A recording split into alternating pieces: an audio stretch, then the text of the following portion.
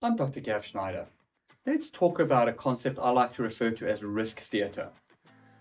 The concept of security theatre was originally coined by security columnist, researcher, and thought leader Gav Schneider just after the 9/11 attacks, where he commented that a lot of the solutions and treatments being put in place by the TSA to manage aviation security risk were what he deemed to be security theatre.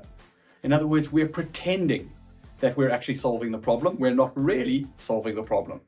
What's interesting is when we take the concept and we expand it to risk in a slightly bigger view, we actually see two sides to this.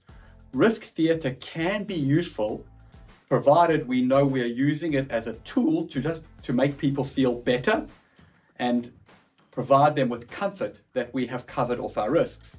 The danger we face is when we believe risk theatre is real. And I'll give you a good example. Historically, between 2015 and 2018, we saw many hostile vehicle attacks where terrorists or mentally unstable people drove vehicles into crowds of people and landed up killing lots of people. To tackle this challenge, hostile vehicle mitigation or bollards were recommended. The challenge is bollards don't stop terrorists. They stop one type of terrorist attack.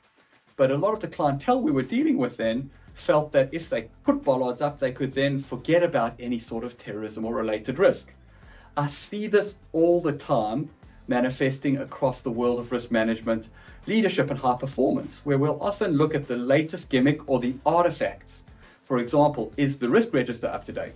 And we'll treat that as though we are actually managing risk as opposed to making sure that we are keeping our artifacts up to date. So I think what's important in understanding this concept of risk theatre is to make sure that if you use it, you don't get seduced by the fact that we're pretending to solve problems, which many artifacts tend to do, as opposed to actually tackle the challenge. But equally, that when we are designing solutions, we try and make sure they are not just theatre, they are not just aspects that we are pretending will solve our problems, but we run through a process of control effectiveness measurement to actually ascertain whether they are effective or not, and we do this on a regular basis.